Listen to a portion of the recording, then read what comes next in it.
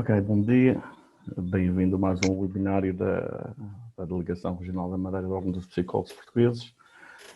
Sou o Nelson Teixeira e vou moderar esta mesa aqui com os nossos convidados, dedicada ao tema do desporto e desconfinamento. Temos aqui, portanto, 5 pessoas a participar, 3 psicólogos, um treinador e um atleta, ou seja, 3 psicólogos e 2 pessoas ligadas ao desporto. E vou começar pelos nossos convidados, fora da área da psicologia, para se apresentarem-se a si próprios. O Elmano, treinador de natação, fala um pouco de si. Portanto, obrigado pelo convite. Eu estou sempre disponível para participar, embora o conteúdo espero que seja do vosso agrado, o que eu tenho para dizer. Sou treinador de natação. Penso que para ser treinador de natação, antes de tudo, tem que ter alguma formação ou alguns cuidados de psicologia, porque eu penso que a natação é um desporto, não é pior nem melhor do que os outros, mas de facto tem uma especificidade muito grande, que é as horas que treinamos, a quantidade de horas e o tipo de tarefas que fazemos, visto que a água não é o nosso meio. Portanto, penso que a nossa vertente intrínseca de psicologia é fundamental nisto tudo. Portanto, penso que estou apresentado. Já agora, é treinador há quantos anos? Uns 34, 35. Coisa recente. Então. A gente chega a uma idade, deixa de fazer conta. Ok, o Emanuel Gonçalves. Foi atleta também de natação, é atleta e também, penso que recentemente integrou também a área do treino. Sim, bom dia a todos, também agradeço o convite. Estou aqui um bocadinho condicionado porque a minha língua tem uma afta enorme, mas também é bom para eu regular um bocadinho esta parlapia toda. Antes de mais, para mim é um prazer ter aqui o Elmano e o Dr. Nelson, são 2 pessoas fundamentais no meu percurso. E dizer que a natação para mim é um processo, é um projeto, dentro de um projeto que é a vida, como o Elmano tão bem me disse e ensinou. E acho que a natação é um desporto individual, em que um atleta passa muitas horas com a cabeça dentro da água. Portanto, não é fácil, mas acabo por dizer que um atleta de natação está preparado para uma panóplia de coisas na vida, que não só o desporto. Portanto, agora abracei um bocadinho a área da formação desportiva, de crianças e isso. E é uma maneira de eu também passar e replicar um pouco daquilo que fui aprendendo ao longo dos anos. Portanto, sinto-me feliz e acho que estou no caminho certo para continuar. O Emanuel, no percurso de natação enquanto atleta, participou em provas regionais, nacionais e internacionais também? Exatamente, participei em vários campeonatos do mundo, da Europa, fui medalhado neles todos, mas acho que o maior campeonato que estou a fazer agora é realmente conquistar a minha mulher e pedir-lhe em casamento. Vai ser hoje, não me diga. Isso vai ser um dia. Mas pode ser aqui no webinário e depois ela veja a gravação. Não, senão já levo uma malha e começo a andar direito. Muito bem. Vamos passar à senhora Esmeralda.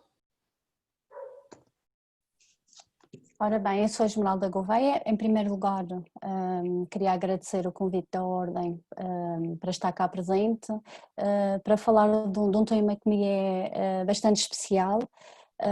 Portanto, eu sou psicóloga da área do desporto, para além disso fui atleta de alta competição durante 25 anos, portanto falar sobre a psicologia e a sua aplicação na área do desporto faz todo o sentido para mim.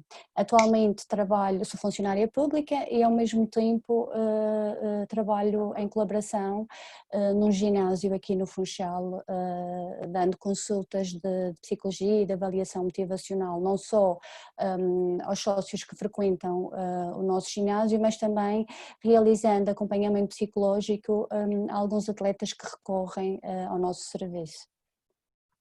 Muito bem. E por fim, Paulo. Olá, portanto, sou Paulo Manica, sou psicólogo desde 2000, tenho trabalhado, também sou especialista na área da psicologia do desporto e tenho trabalhado essencialmente em 2 áreas dois grandes desportos. Iniciei na natação, em Almada, na Sefoa, que o Elmano conhece. Sou eu. Pá, estava a ver que, desculpa, Não faz. Eu conhecia a tua cara, desculpa lá, fogo, hã? Ai, Cristo. É verdade, há muito tempo que nós tínhamos falado. Estamos mais ou menos iguais. E pronto, e depois da natação, minto, estive na natação, estive no futebol, na formação do Benfica com o Pedro Almeida. E mais recentemente, há já mais de 10 anos, que trabalho essencialmente com o atletismo na ADRAP, a Associação Desportiva e Recreativa de Água de Pena. É um trabalho em part-time, sou funcionário público, trabalho no Cesarão e essencialmente dou esse apoio que é muito para os atletas, mas reconheço muito para os treinadores. Acho que esta ligação que nós podemos ter com o treinador e trabalhar com ele aspectos que ele próprio irá trabalhar no terreno são com os seus atletas, sendo ele o líder do processo, também acho que é uma vertente que eu valorizo bastante. Portanto, eu tenho alguns atletas a nível individual, mas essencialmente o foco da atenção neste momento é o atletismo. Atletismo, muito bem. Eu faço-me lembrar aqui já agora estas introduções. Eu estou ligado ao futebol, nós vimos atletas no futebol, também no handball, andam à procura da bola, mas os da natação andam à procura da linha preta, portanto passam a carreira toda a observar e à procura da linha preta que está no fundo da piscina e isso que os vai orientado. É verdade, tirando os costistas que, em vez de fundos, vêm tetos, não é? Conhecem os tetos das piscinas todos. Exatamente, muito bem. Ora, vou passar aqui para o Almano. Almano, o que é psicologia para ti? Que ideia que tens de psicologia?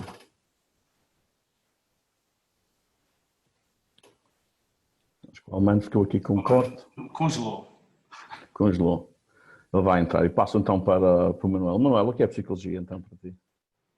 A psicologia assume um papel essencial, arrisco-me a dizer quase que o mais importante num processo, por exemplo, desportivo, porque agora falando um pouco da minha visão, além de atleta, do lado de fora da piscina, é imprescindível identificar, também compreender e se calhar até explicar algum desenvolvimento daquilo que se passa. Por exemplo, neste contexto de pandemia, verificou-se muito aquele medo, aquele receio pelo desconhecido. É importante também desmistificar isso e tentar dar uma palavra de esperança. Portanto, a cabeça de um desportista pode ter tudo e mais alguma coisa que só ele é que sabe. E cada cabeça é um mundo diferente. Portanto, eu, enquanto atleta, tive alguns desafios muito importantes e reconheci quando foi preciso pedir o acompanhamento especializado. E foi extremamente importante para mim porque não só desenvolvi competências e ferramentas para poder lidar comigo mesmo num contexto desportivo, mas não só, também num contexto de vida, num contexto profissional, familiar e tudo mais, sempre numa forma holística, porque quando trabalhamos numa coisa deve ser sempre para potenciar todas as outras que fazemos na nossa vida. Portanto, a psicologia podia ter panos para mangas para falar o dia todo, mas acho que é muito mais do que uma área científica, é tudo aquilo que precisamos para realmente ter uma vida equilibrada e feliz. Esmeralda, de uma forma um pouquinho mais formal, o que é a psicologia do desporto? No fundo, a psicologia do desporto é, digamos assim, a ciência que procura ajudar todos os intervenientes no contexto desportivo, não só atletas, como treinadores, dirigentes, encarregados de educação, a optimizarem o seu rendimento de forma a aproximarem cada vez mais da excelência. Nós, psicólogos, utilizamos ferramentas que aprendemos na psicologia geral e que, de certa forma, podem ser aplicadas em contexto desportivo por estes intervenientes. A intervenção pode ser mais individualizada, centrada só na pessoa, mas muitas vezes poderá ser centrada no grupo, na equipa, aí quando falamos de desportos coletivos. Portanto, essencialmente o nosso principal objetivo é transmitir e passar ferramentas que ajudem a fazer render ainda mais as capacidades dos intervenientes no contexto desportivo. Nós sabemos que as competências físicas e técnicas e táticas são treináveis e para se chegar à excelência esse treino tem que ser rigoroso e intensivo. Da mesma forma, as competências psicológicas também precisam de ser treinadas e adaptadas ao contexto para que possam, lá está, trazer e ajudar o atleta e os intervenientes a terem os resultados que almejam e que procuram alcançar no contexto desportivo. Obrigado, Paulo. A Esmeralda falou aqui em incremento, aumento de rendimentos, etc., através das competências psicológicas, desenvolvimento de certas competências psicológicas.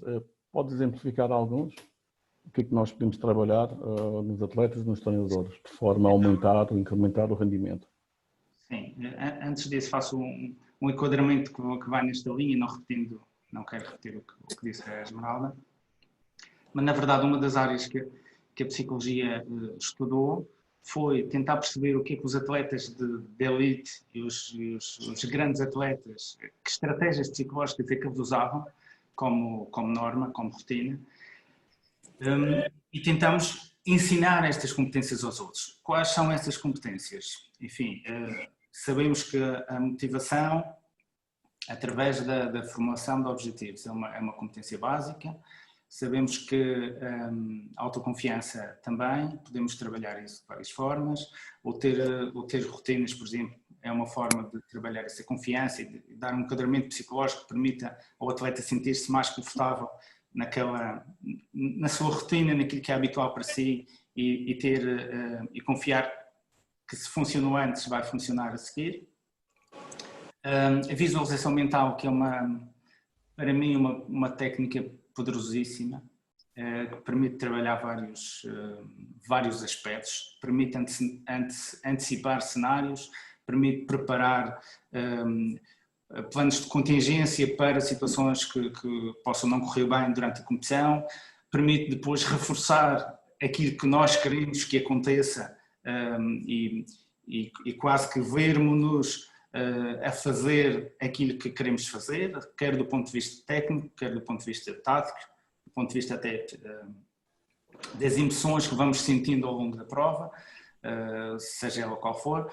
É importante também, em todo este enquadramento, perceber o contexto de cada atividade, não é? Estamos aqui a falar de desportos que podem ser imensos. O xadrez é um desporto, o snooker é um desporto, temos a natação, temos os esportes radicais. Há aqui uma panóplia de contextos que são todos muito diferentes e quase que às vezes quando pensamos no desporto pensamos naqueles contextos mais comuns, mas na verdade há muitos cenários que nos podem ser preparados a nós enquanto psicólogos e temos que estudar isso bem, tentar perceber quais são os aspectos do contexto que são particulares e que temos que perceber. Se não percebermos isso não conseguimos fazer a ponte. Enfim, depois assim uma série de estratégias que depois vamos falando mais, mas eu diria que estas... Referir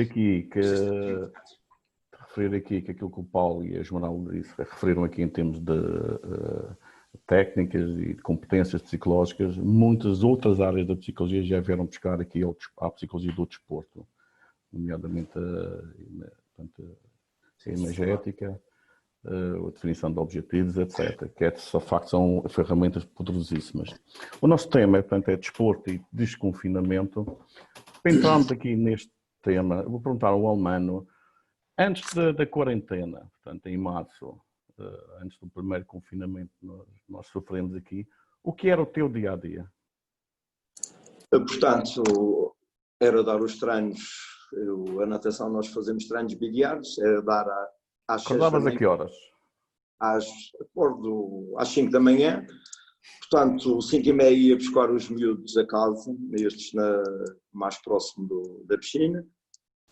Punha-los no treino, treinávamos, 7h30 saímos da piscina, eu dou-lhes boleia depois até o Ciro, eles têm as aulas, às 4 horas, sou meio taxista, ou Uber, é mais moderno agora, não é bem taxista, Vou 4 horas estava no seu, 4h20 eles saíam das aulas, entravam na carrinha, vínhamos para o treino e dava 2 treinos, um das 4h30 às 6h30 e um das 6h30 às 8h30. Portanto, isso era o meu dia a dia normal. Isto mudou tudo, até agora. Que eu deitar era que horas? Desculpa? Eu deitar, ias dormir a que horas? 10 horas ia para a cama. Portanto, era noitado mesmo. Exato, é assim. Eu durmo as horas necessárias e à tarde, antes do treino das 4 também descanso, portanto não tenham pena de mim. Okay. E a atividade tenho mais pena dos atletas do que de mim. E a atividade física própria tua? Tu fazias também alguma coisa? Sim. Depois do treino da manhã e de ir pô-los à escola era um momento da corrida. Dia de sim, dia não, faço a minha atividade física. Fazias corrida onde? Pelo Funchal? No Funchal. Pelo Funchal. Portanto, quem conhece o Amanda foi pelo Funchal às 7h30 da manhã, portanto é este senhor aqui que está com a carrinha mal estacionada, alguns no Funchal. Muito bem. Emanuel, e o teu dia-a-dia como é que era antes do desconfinamento? Eu, antes de mais, tenho que brincar um bocadinho e dizer que o Almano também foi apanhado a levantar calhau no Funchal, portanto é uma pessoa muito dotada. É assim, o meu dia-a-dia agora pós-competição... Não, antes, pré-confinamento. Ok, pré-confinamento. Eu já não sou atleta de alto rendimento, por assim dizer, no entanto acho que o desporto continua a vida toda. Portanto, eu levanto-me às 8 da manhã para ir trabalhar, trabalho na Decathlon, e então saio do trabalho, ali por volta do almoço, volto a trabalhar outra vez, mais umas horinhas. Saio do trabalho por volta das 5 da tarde, vou dar treino às 6, acabo às 9 e venho para casa descansar, ou então vou para a casa da minha namorada, namorar um bocadinho. A verdade é que esse é maioritariamente a minha rotina, salvo raras exceções. O fim de semana é sempre tempo para algum desconfinamento e algum relaxo com os amigos. Portanto, a minha rotina é esta, antes do confinamento. Muito bem. Paulo, o Almano falou aqui do seu dia-a-dia, onde se enquadra a atividade de treinador. Pelo que nós vemos, a atividade de treinador não é só, entre aspas, o dar treino. Do ponto de vista de um psicólogo, qual é a função de um treinador? Qual é o seu papel? Sim, aos nossos olhos, o treinador é um poço de comunicação. Não é? Tudo aquilo que ele faz é comunicação, mais do que o que ele diz. É a comunicação, é a relação, é a instrução, que encaixa também dentro da comunicação, é a gestão dos atletas, das suas emoções, além das questões técnicas que são muito importantes. Não é? Se ele não conseguir transmitir bem isso, ou se os atletas não conseguirem perceber bem, há aqui um desenquadramento que não é favorável à aprendizagem. Não é?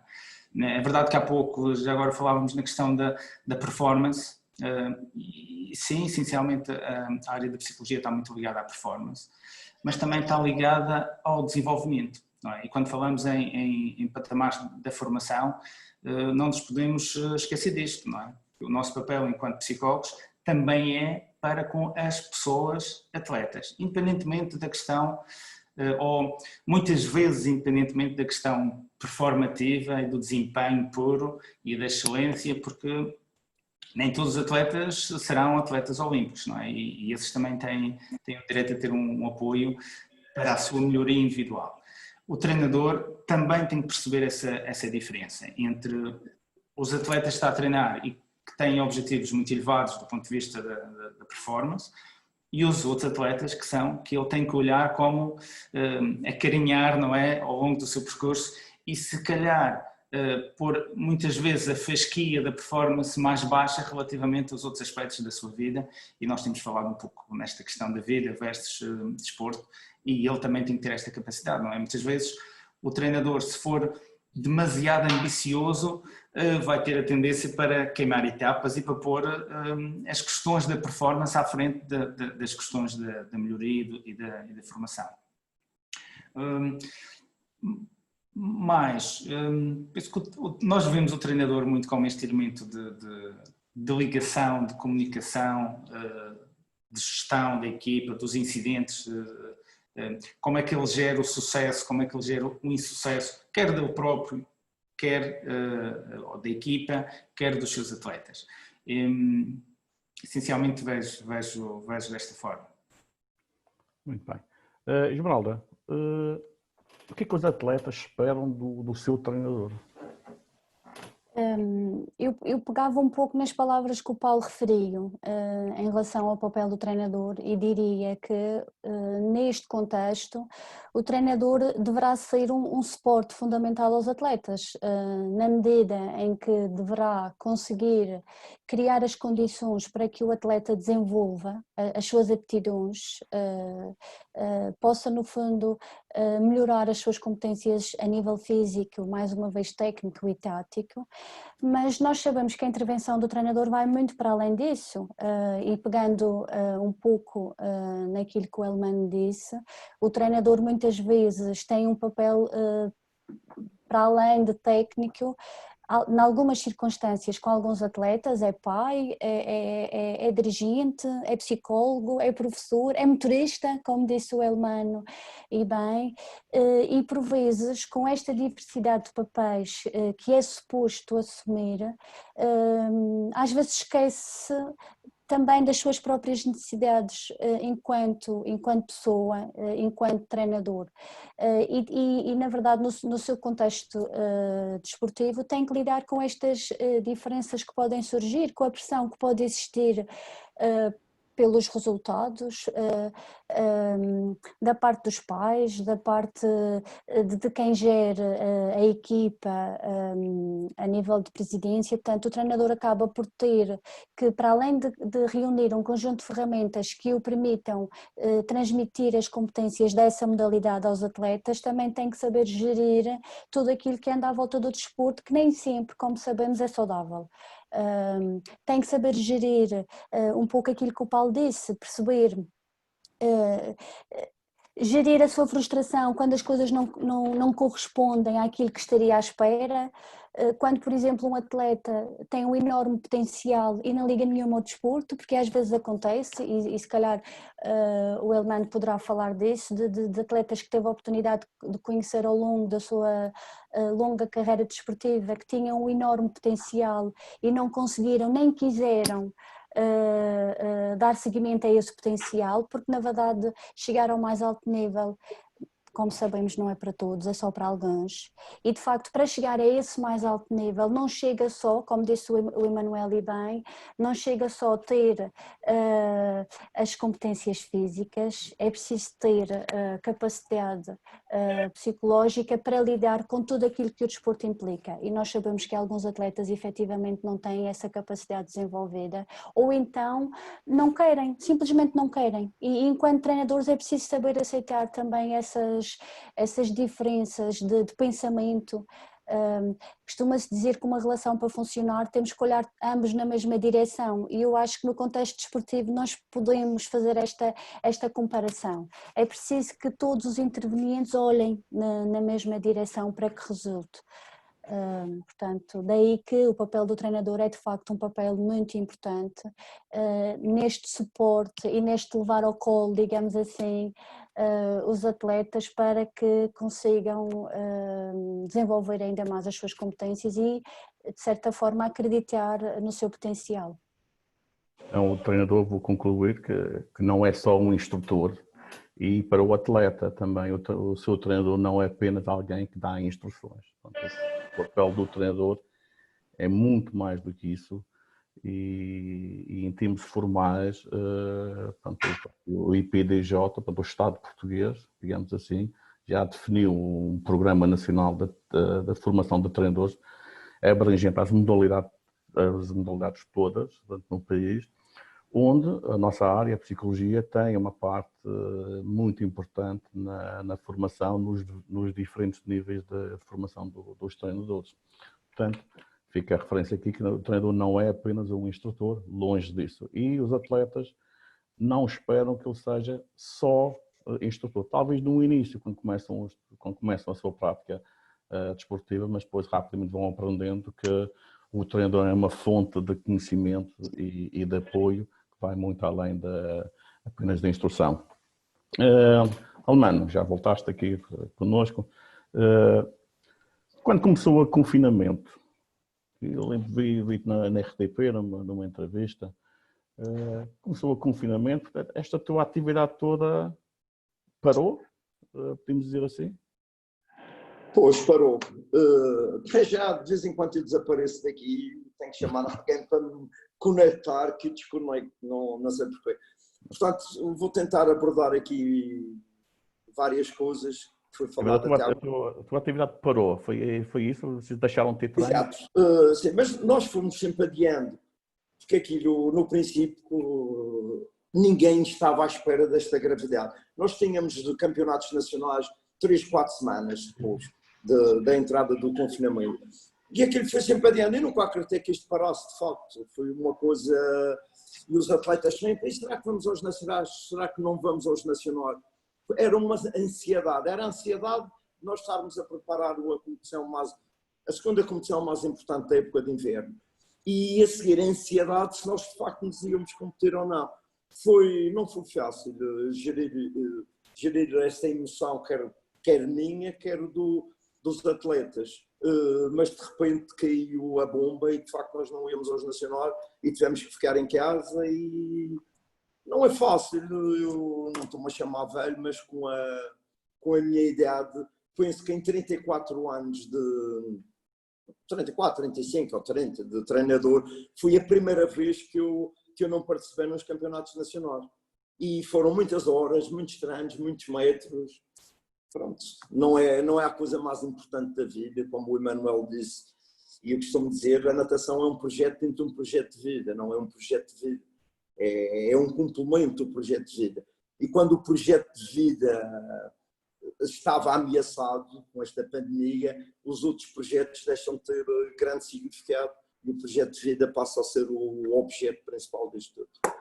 E seres obrigado a ficares em casa, portanto, não sei se continuavas acordado às 5 e meia da manhã, seres obrigado a ficar em casa, não poder dar treinos, não poder ir à rua fazer a tua corrida de início, por exemplo, o que é que sentiste? Como é que sentiste neste período? Senti-me um pouco despido, mas de facto isto é uma conversa que se calhar não também a ver. São 35 anos a me levantar às 5 da manhã, a chegar a casa às 9, porque o treino acaba às 8h30. Houve ali um mês que até me soube bem. Podes cortar essa parte quando... soube-me bem e tinha os meus filhos em casa e graças a Deus tenho um pedacinho de quintal, como o madeirense diz, tenho um terreirozinho, podia fazer um churrasquinho e de facto foi um mês. Passado um mês já não achei muita piada. Aprendi a varrer, que não sabia varrer, cortei a relva, dizendo coisas, mas profissionalmente senti-me um pouco triste, naturalmente. Enquanto os nadadores mantinham-os sempre ativos e, portanto, os treinadores mais novos mandavam os treinos para a internet. Eu tentava passear com o cão lá para a serra e isso fazia umas coisas... Aí eu me entretenho. Não foi o fim do mundo, digo sinceramente. Desculpa. Deixa-me passar para o Emanuel. Emanuel, tu ainda estás a estudar na universidade? Não, graças a Deus já acabei. Acabou. Já não era bem, sem tempo. Não fui convidado à festa, afinal, mas pronto. Não, ainda vai ser feita a festa. Ainda vai ser feita. Pronto, já estavas a trabalhar, então, já tinhas emprego, já também estavas no treino, e quando isto começou, como é que parou tudo? Como é que tu te sentiste? É sempre um desafio e é uma coisa que nós não conseguimos explicar. Eu, afortunadamente, fiz uma viagem, fui à África do Sul, estive lá um mês. E quando regressei foi justamente uma semana antes do aeroporto aqui fechar as portas, por assim dizer. Por isso, até fui um sortudo no meio do azar.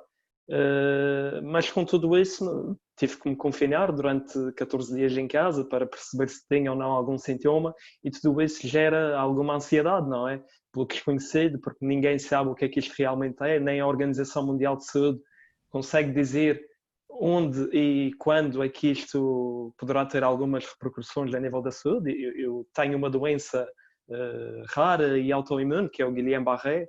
Não me perguntem o que é, porque Guillain não é de chocolates nem nada disso, mas realmente é uma doença um bocadinho rara e que afeta o meu sistema nervoso. Graças a Deus, hoje em dia consigo ter uma vida perfeitamente normal, mas dentro desta anormalidade que estava a acontecer, é claro que eu pensava, bem, e se isto me toca, como é que eu vou reagir? Será que me vai acontecer alguma coisa?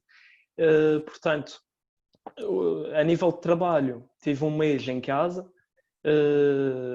absolutamente confinado à minha casa, dava o meu passeio higiênico aqui à volta, tenho um espaço para poder passear, comecei a ir à fazenda com os meus pais, por isso também sou um afortunado, e descobri coisas que nunca tinha feito na minha vida. Comecei a pintar, pintei paredes, pintei o teto da minha casa, pintei tanta coisa e, olha, realmente desenvolvi algumas competências que nunca antes tinha descoberto. Mas também, por outro lado, quando é muito tempo dentro de casa sempre fazer as mesmas coisas, a seguir uma pessoa acaba por cansar. Há aqui uma componente que eu achei que para mim pesou-me um pouco, porque eu tenho crianças a partir dos 3 anos de idade até os 13, sensivelmente.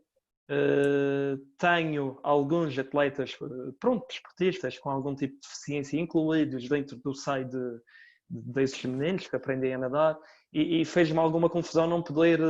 Foram muito poucos aqueles com quem consegui manter um contacto, porque esta nova lei da proteção de dados não nos permite ter o e-mail de cada um para podermos fazer uma conversa no Zoom, e isso, portanto, foi um pouco complicado. Mas agora comecei a retomar alguns contactos e realmente aquilo que eu sinto é que toda a gente tem um pouco de saudades de estarmos juntos, e eu também. Esmeralda, o Albano referiu que depois do período de férias, vamos chamar assim, o primeiro tempinho que ele soube bem, vamos chamar isso um período de férias, que todos nós temos direito a ter, ele sentiu-se despido, triste. O Manuel também referiu aqui um outro termo, agora já me estou a recordar, mas pronto, aqui o despido e o triste, falou a ansiedade também, o Manuel. Estes termos utilizados surgem porquê? O que é que está por trás disto? Precisamente porque, como o Emanuel disse, são 30 anos na mesma rotina. A levantar-se à mesma hora, a dar treinos aos mesmos, à mesma hora, a chegar a casa à mesma hora. E se é verdade que numa primeira fase todos nós fomos surpreendidos com esta situação, e rapidamente sentimos, se calhar o Emanuel e o Elmano conseguem concretizar melhor, houve se calhar uma primeira fase em que até foi positivo, passar um tempo em casa, como disse o Elmano, não foi assim tão mal. Aprendi a varrer, tiveram a oportunidade de desenvolver competências que não sabiam. Nós, seres humanos, temos essa facilidade, depois de passar o impacto inicial de nos adaptarmos às circunstâncias e às situações que nos vão surgindo, mas a verdade é que depois chega um momento em que se começa a ficar cansados do processo. Portanto, passou um mês, é tudo muito incerto, não se sabe quando é que se pode voltar à normalidade, se é que se vai poder voltar à normalidade alguma vez, existe a indefinição em relação à data do retorno e, no fundo, é isso que faz com que efetivamente se sinta despidos, se sinta quase como se faltasse alguma parte do nosso corpo para fazer sentido a nossa vida, no fundo. E é esse momento em que efetivamente é necessário, quer da parte do treinador, quer da parte dos atletas, reorganizar as suas rotinas e o seu próprio pensamento em torno da situação para tirar partido, digamos, de uma forma positiva. Lá está.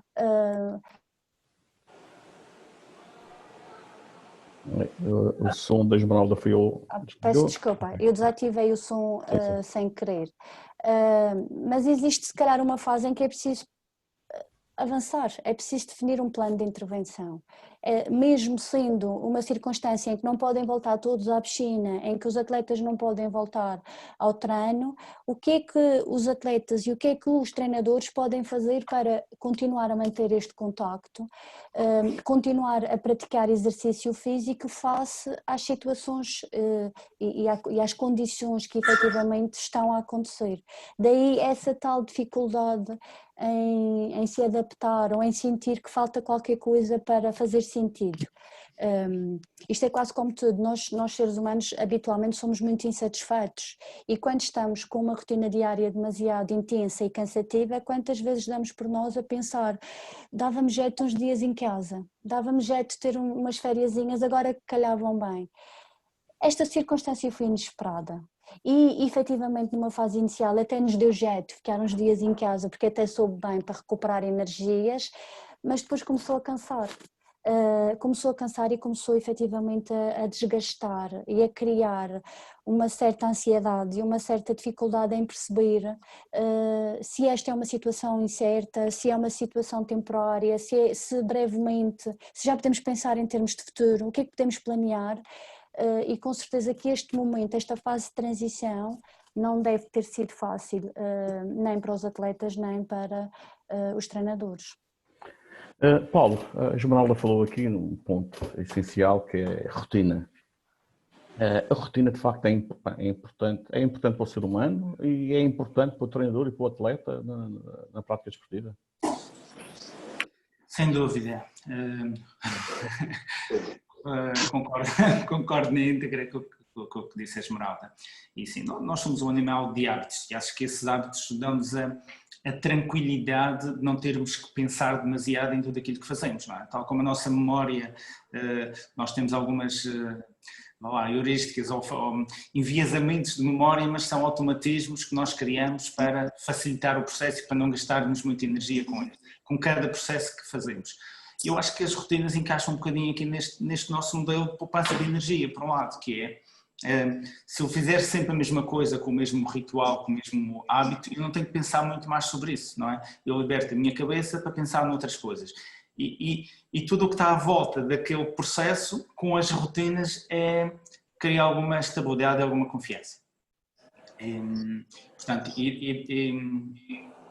no fundo é isso mesmo, a estabilidade e a confiança. Eu sei como é que as coisas vão correr. Esta questão do corona e o impacto que ela tem, que a pandemia tem ou está a ter no desporto, e direi, vai a todos os níveis, não é? Ninguém sabe, até em termos do governo, como é que serão os apoios, e muitos dos clubes vivem também destes apoios, numa situação em que a saúde está acima de tudo e que tem havido vai haver grandes despesas com a economia, com questões sociais, ainda estamos a ver, ainda estamos muito no início do que será o impacto a todos os níveis desta pandemia. E eu diria que provavelmente a pandemia não passou, não foi só isto até agora, não é? É fácil de analisar a história olhando para trás, não é? Mas daqui para a frente nós ainda não sabemos como é que isto irá acabar e não acabou. Nós estamos numa fase intermédia e sentimos alguns impactos, mas o verdadeiro impacto a gente ainda não sabe qual será, não é? Mesmo a nível do desporto e do impacto nos atletas, nos principais intervenientes, porque todos estão a ser impactados, não é? Os clubes, as famílias, portanto os pais, os atletas e os treinadores principalmente. Mas também sei e sabemos todos da nossa experiência, atleta e treinador são pragmáticos ao máximo, estão habituados a lidar com obstáculos, todos os dias têm situações diferentes para resolver, apesar das rotinas serem importantes e fazerem parte do seu padrão, quase que na sua genética psicológica, direi assim, no seu padrão de comportamentos, como no caso do Almano, 30 e tal anos de uma rotina de acordar, faz bem um período de férias nessa quebra de rotina, mas se a rotina passar a ser outra, esta intranquilidade vai permanecer e aumentar, não é? Caramba, o meu código natural é aquele, não é? O meu comportamento padrão é aquele, eu agora tenho que mudar isto durante um período, ainda está bom, mas se isto durar muito mais, não é?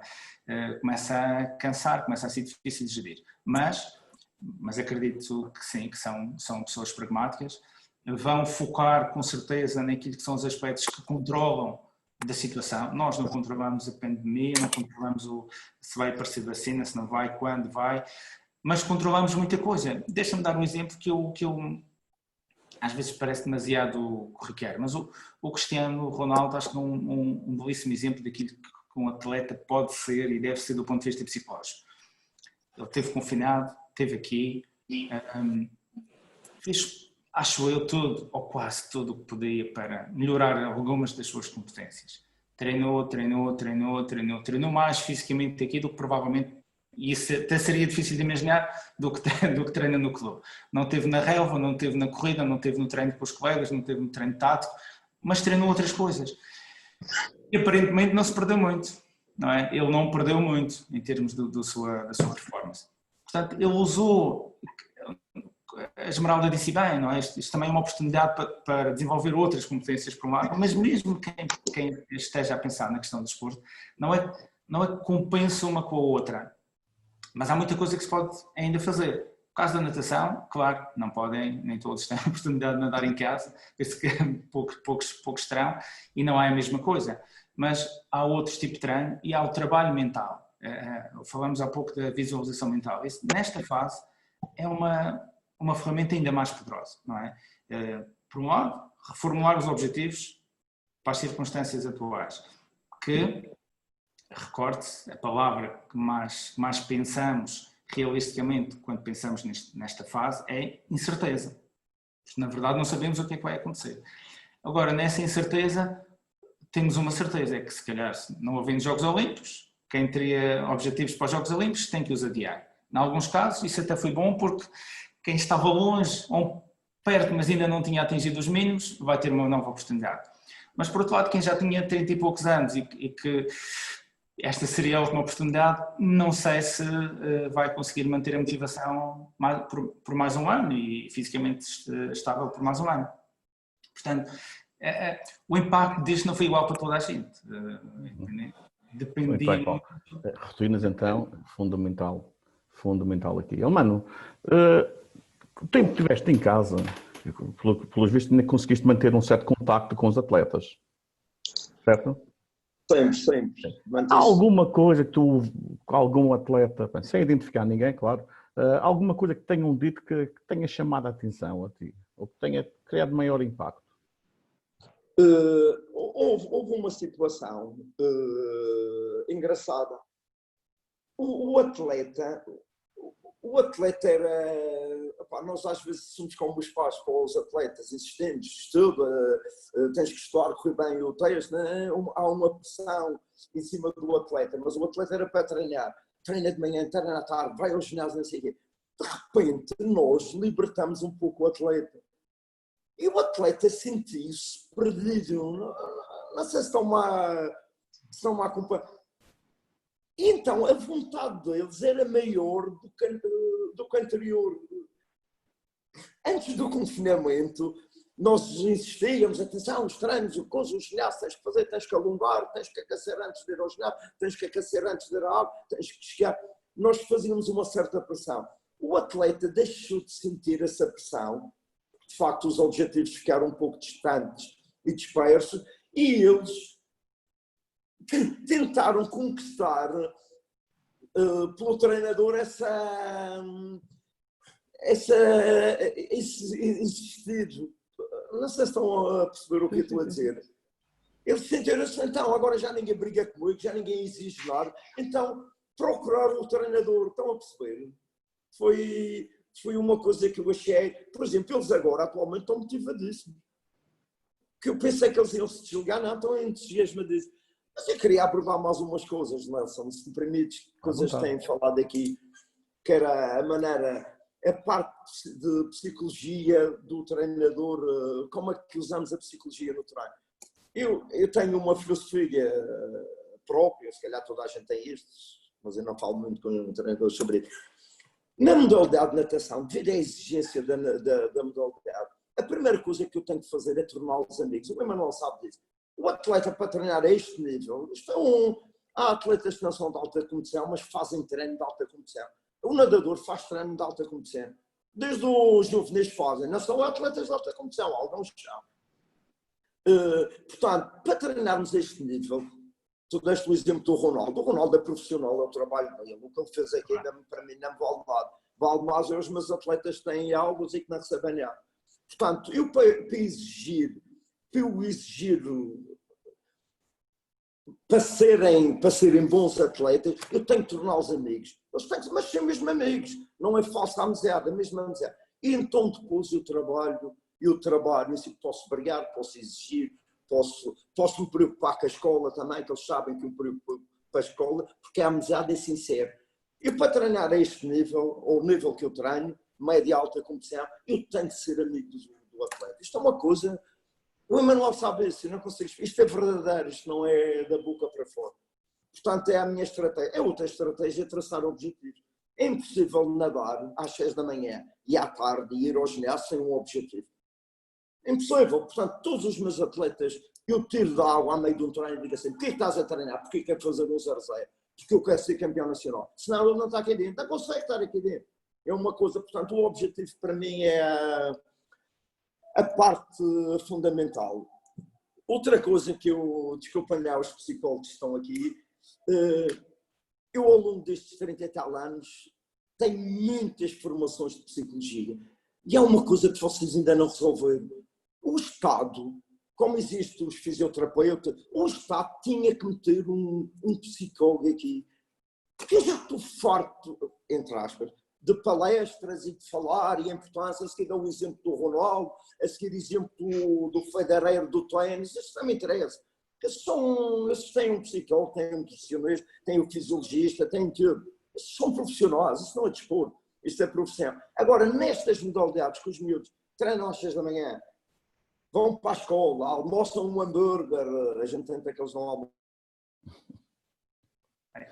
Acho que o Almano houve aqui um corte. Vou passar para a Esmeralda. Esmeralda, o Almano falou aqui que os atletas já exigiram... Almano, tu cortaste, já passei para a Esmeralda. Os atletas estão perdidos, exigiam do treinador. O que é isto?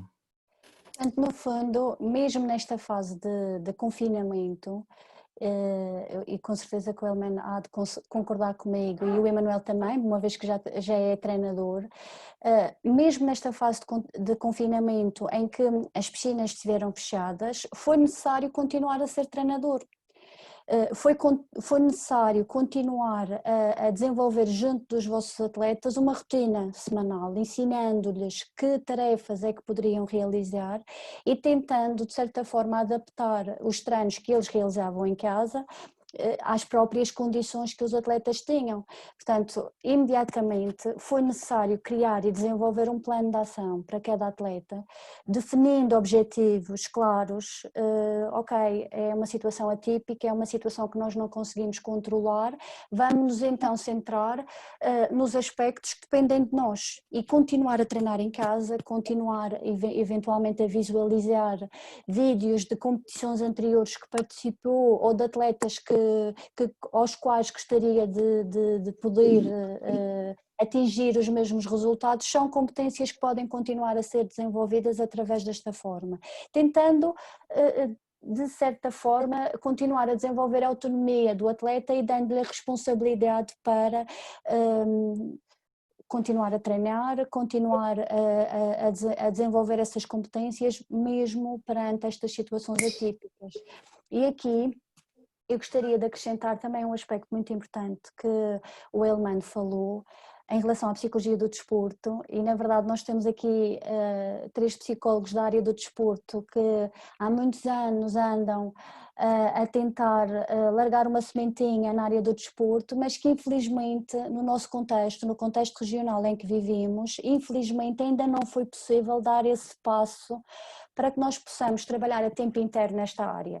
Eu há pouco tempo, deixem-me só partilhar convosco, há pouco tempo tive a oportunidade de ver um webinar, também desenvolvido pela Ordem dos Psicólogos, relativamente à psicologia do desporto, em que estiveram presentes a doutora Tatiana, psicóloga do Clube Sport Benfica, teve também o Pedro Almeida e parece-me que o doutor André, que é psicólogo do Estoril Praia.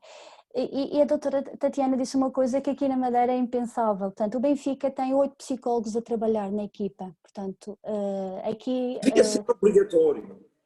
Com o contexto que nós vivemos, com a realidade que nós temos em termos de atletas com um potencial enorme em várias áreas, não só na natação, mas em várias áreas, fazia todo o sentido ter profissionais da nossa área a colaborarem numa equipa multidisciplinar que ajudasse mais uma vez a promover e a desenvolver as competências que esses atletas já manifestam e que nós sabemos que não chega só ao treino.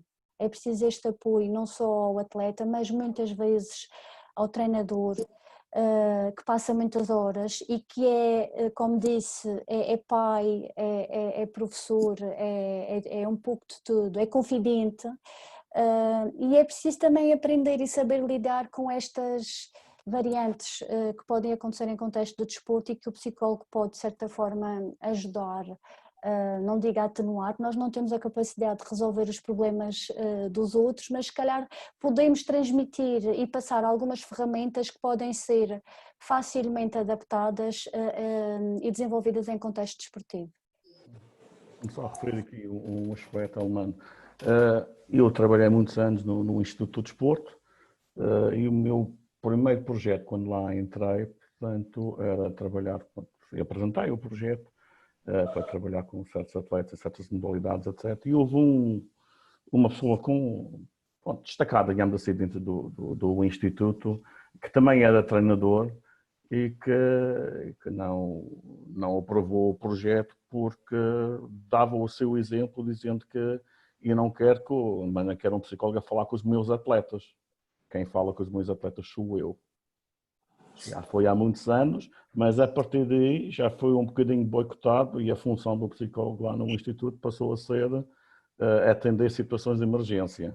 Quando o treinador entendia, ok, tenho um problema, agora tento-me resolver isto em 15 dias, que é aquilo que nós não conseguimos fazer durante 3 ou 4 anos.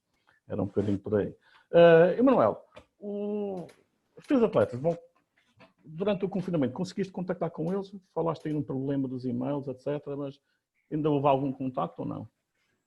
Muito pouco. Eu não posso considerar os meus atletas como sendo atletas, por assim dizer, porque são meninos de adaptação ao meio aquático e, portanto, é preciso dividir um bocadinho as águas. Não, só um segundo. Lembrando agora aqui, nós não referimos que o Manuel é atleta paralímpico. Exatamente. Portanto, aqui a referir atletas de adaptação. Portanto, eu se calhar fugia agora um bocadinho desta parte dos meninos e fazia aqui um parênteses que acho que é muito importante a propósito do que o Almano, a Esmeralda e o Dr. Nelson disseram, porque para mim é fundamental um treinador, para mim é como um pai também, é como um confidente, é como um psicólogo, é tudo. E o Almano realmente personaliza isso. Ele é uma pessoa muito especial no seio da modalidade que tão bem estima, que é a natação, porque realmente ele consegue abraçar um desportista, um atleta e um grupo, e mesmo que eventualmente os atletas depois mais tarde sigam os seus caminhos, que é absolutamente natural, no decorrer da vida, vão para os seus cursos, vão estudar, tiram o seu curso, vêm para cá, o Almano continua a ser uma pessoa muito especial para eles. E isto para dizer que treinar é uma competência fundamental para conseguirmos atingir o nosso sucesso. Mas realmente o que está por trás disso é uma mente motivada e que sem um objetivo, sem um sonho, nós não conseguimos chegar lá. E depois, a propósito do que foi falado aqui, e que também é muito importante, o papel da psicologia. Eu não vou mentir, eu fui atleta paralímpico, acredito que vou ser a vida toda. E porquê que sou atleta paralímpico? Pronto, eu tive uma doença aos 5 anos de idade, que eu fiquei totalmente dependente da ajuda das outras pessoas, porque eu não mexia as pernas nem os braços, fiquei tetraplégico, e a natação foi a minha salvação, porque eu a partir da natação consegui recuperar a mobilidade, fiquei apenas com algumas limitações ligeiras que me permitiram competir no escalão mais alto por deficiência da natação adaptada, e foi sempre subindo, treinando sempre com atletas perfeitamente normais, porque somos normais e anormais ao mesmo tempo, e isso dava uma motivação intrínseca muito grande treinar com essas pessoas, porque realmente não só eram amigos, eu tinha ali o meu grupo de amigos, os meus exemplos, mas também eu gostava de tentar ser como eles, e ao tentar fazer isso, estava-me a superar, e superei-me. Realmente encontrei um grande desafio na minha vida, que foi a única coisa, e eu tenho que mencionar isto, peço desculpa de estar aqui a fugir, mas a única coisa que eu não consegui conquistar foi realmente participar nos Jogos Paralímpicos, e isso para mim, como vocês sabem, os Jogos Paralímpicos é o maior evento desportivo do mundo, o Paralímpico, acontece de 4 em 4 anos, já à semelhança dos Jogos Olímpicos, e eu tinha os mínimos já para participar e não consegui. E realmente na altura isso foi um grande desafio. E então eu não hesitei em pedir ajuda psicológica, e na altura tenho que mencionar o grande amigo que conquistei para a vida, que é o Dr. Nelson. E na altura, se calhar, fui uma das poucas pessoas que tive essa iniciativa e reparei que aqui na Madeira, e se calhar a semelhança de em tantos outros sítios no continente, é muito difícil conseguir esse apoio. Não sei se por desinteresse dos clubes, do próprio treinador ou do atleta, por o estigma, eu não sei. Para mim foi uma coisa absolutamente fundamental. Não só para resolver aquela componente que me magoou e que tinha tudo se calhar para parar com a minha carreira desportiva, mas pelo contrário, potenciou-me para outros rumos muito mais importantes do que propriamente ganhar medalhas e bater recordes. Porque eu acho que o sucesso de um atleta e de uma pessoa não se mede por medalhas, nem por recordes, nem por o status social, por assim dizer, mas sim pela qualidade das nossas experiências, das nossas emoções, e isso para mim é extremamente importante. E é isso que eu tento replicar agora para a minha canalha, por assim dizer, e vejo neles todos como filhos. É isso que eu tento, porque eu tento aprender com eles aquilo que também tento ensinar. E a vida é um processo, estamos sempre a aprender. Paulo, o Manuel falou agora aqui em estigma. Ainda há estigma psicólogo no desporto? Eu acho que há cada vez menos, mas ainda há um pouco a ideia de que só recorre ao psicólogo quem ou está numa fase de grande sucesso, para ser mais otimista. Há qualquer coisa que não está a funcionar bem, ou porque treina bem, mas o resultado da competição não é equivalente àquilo que se esperaria pelo treino que faz, ou porque é muito ansioso e isso é evidente, ou porque qualquer coisa corre mal. E eu ainda entendo, como nós aqui nesta mesa virtual, que apesar de tudo o papel do psicólogo deve ser uma presença mais permanente, é um apoio preventivo, essencialmente, não é? É um apoio quase de um coach, de uma pessoa que está presente, é um consultor do treinador e do atleta. E na minha opinião, como disse há pouco, eu acho que o nosso, pelo menos eu vejo muito isso assim nos meus contextos de clube, eu trabalho muito de perto com o treinador, porque acho que o treinador, de facto, até para retirar aquele medo que muitos treinadores têm, como deste exemplo, de que quem fala com o atleta sou eu e não é o psicólogo, eu trabalho muito com o treinador e através dele ele trabalha com o atleta e muitas vezes isso funciona muitíssimo bem. E quem está de fora consegue talvez ver pequenos aspectos e nuances do comportamento do treinador e do atleta, no caso, que possam precisar de alguma ajuda e que o treinador muitas vezes não se está a perceber. E isso pode fazer muitas vezes as pequenas, grandes diferenças para ir melhorando o processo. Temos que perceber, estigma, acho que há cada vez menos. Não sei o que é que pesa mais, se é a questão financeira, embora nós, infelizmente, psicólogos estamos habituados a trabalhar por pouco nestes contextos, acabamos por nos habituar, e não é por uma questão financeira que nós também estamos nestes contextos, nós gostamos disto, não é? E nunca queremos perder esta ligação. Acho que não há muita razão para aquilo que é a minha experiência para ter esse estigma, mas ainda existe. Esmeralda, referiste na apresentação que fizeste aqui da tua atividade que faz no ginásio.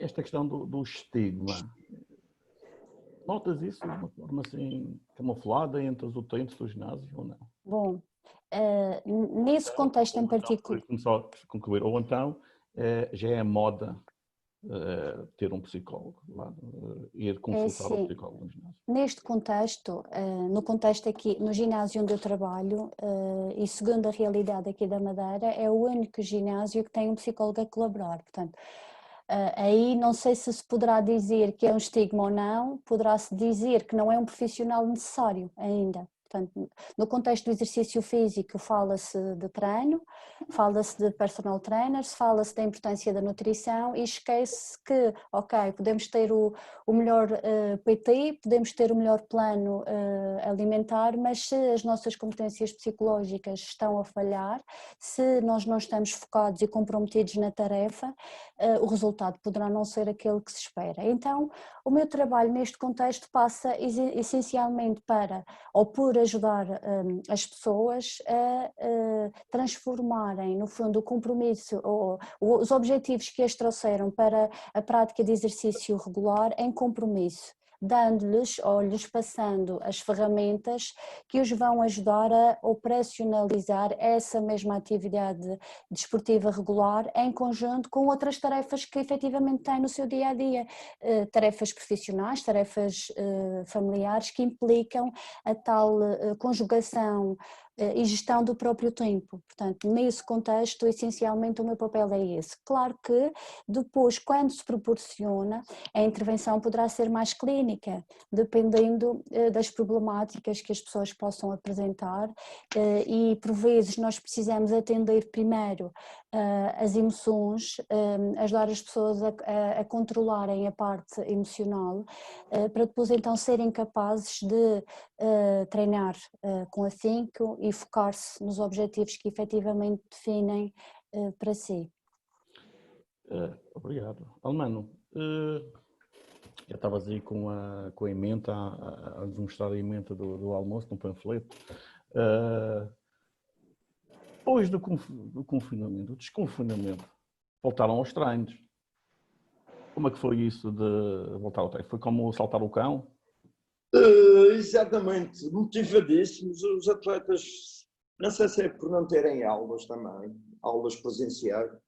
Os miúdos estão mais disponíveis, sentem-se bem, não têm problemas absolutamente nenhum em recolhê-los e em trabalhar, embora agora ainda não esteja a fazer o BDR, penso que também é um desconfinar mental deles, mas de facto a receptividade tem sido ótima. E temos o horário de treinos, não são bidiários, portanto fazem de manhã ou fazem de tarde? A diferença é que agora estou desde as 9 até o meio-dia e eu estou com um horário normal, que eu nunca tive um horário normal. Entre às 9, sai ao meio, pega às 9, larga ao meio-dia, entre às 3 e sai às 6h30, 7 horas. Portanto, e os miúdos vão se encaixando nestas de hora e meia. Agora eles entraram de férias, estou a fazer o treino principal às 9h30. Venho só às 6 com os mais velhos, os 12º que têm exames. Portanto, não prova. Não prova. E Manuel, voltaste aos treinos? Não faltou referir, falámos aqui de natação, mas o Manuel, depois de acabar a sua brilhante carreira de nadador, meteu-se noutra coisa, que foi o triatlo, não foi? Portanto, ainda se mete aqui noutras aventuras, que é bicicleta também, corridas e etc. Portanto, já voltou aos treinos? A pesca desportiva. A pesca desportiva, está bem. Não, eu sou amante do desporto e realmente gosto de diversificar assim o leque, por assim dizer. E então entendi que quando terminei a minha carreira, eu assumi isso de uma forma absolutamente natural. Quando recebi pela primeira vez aqui na Madeira o Campeonato da Europa de Natação Adaptada, em casa, não é? Foi uma emoção muito grande para mim e para o professor Almano, porque fomos os únicos madeirenses a participar, no meio de 600 atletas. Realmente foi espetacular, porque a nível de performance desportiva provavelmente foram as provas que pior me correram. Eu estava demasiado emotivo e não era aquela ansiedade paralisante, não, longe disso, mas era aquela emoção saudável de ter a família e os amigos na bancada e realmente eu nunca tinha sentido isso na minha vida e eu não fiquei frustrado pelos meus resultados, fiquei extremamente feliz por ter tido essa oportunidade de competir em frente aos meus conterrâneos e realmente aí eu percebi que acho que estava na altura de começar a largar um pouco de parte a competição. E isso veio com alguma naturalidade e então entendi que devia de experimentar outra coisa, nem que fosse só pelo simples facto de tentar. Experimentei o triatlo, não é que seja uma modalidade que eu realmente tenha potencial, porque não, longe disso, mesmo assim ainda consegui participar numa Taça do Mundo e num Campeonato da Europa. E depois, entretanto, comecei apenas e só a ter aqueles hábitos de vida saudáveis que é caminhar, correr um bocadinho, ir ao mar, ir pescar, ir à fazenda com o meu pai, e portanto esse é outro desporto de alto rendimento que ninguém vê e todos nós acabamos por ser em casa desportistas de alto rendimento, nem que seja para varrer o quintal ou para lavar a louça. Mas há aqui uma coisa muito importante, eu realmente ainda não retomei a atividade com os meninos, porque é num hotel e ainda não sabemos, nem temos perspectiva de quando é que isso irá começar. É um bocadinho triste, mas é a verdade e temos que cumprir. No entanto, eu continuo a trabalhar na loja, só parei um mês e é algo que realmente complementa o leque e não me sinto parado, pelo contrário, sinto-me bastante ativo, mas claro que já tenho saudades da minha peixeirada. Meus queridos, já vamos com 1h e já passa de 1h05 de conversa, portanto já estou a dizer que já estamos aqui a chegar ao final. Como viram, passa num instante e não haveria problema nenhum em falarmos aqui mais 2 ou 3 horas com certeza. Só resumindo aqui, desporto, a prática esportiva, portanto, será um parte do projeto de vida, portanto, nunca é o projeto de vida de uma pessoa, é parte. O treinador tem um papel fundamental no desenvolvimento do atleta, no dar autonomia, no dar possibilidade de tomar a decisão ao atleta, no progredir da sua vida, da sua carreira, da sua vida, e como vimos aqui o exemplo final do Manuel, terminou de uma forma perfeitamente normal a sua carreira, integrando-se logo com outros novos objetivos e continuando a ser feliz. É aquilo que ele quer ser, é aquilo que o homem tenta fazer com que os seus atletas sejam, eu pelo menos já assisti a conversas. É que é preciso ser feliz, efetivamente, enquanto se pratica desporto também. Em nome da Delegação Regional da Ordem dos Fricolos, queria agradecer ao Paulo, ao Esmeralda e em especial ao Manuel e ao Almano o tempo que estiveram aqui connosco de manhã. Penso que a conversa foi frutífera, foi interessante, pelo menos foi animada e pronto, estamos aqui para aquilo que for necessário. Muito obrigado a todos e muito bom dia. Obrigado. Obrigada. Obrigada.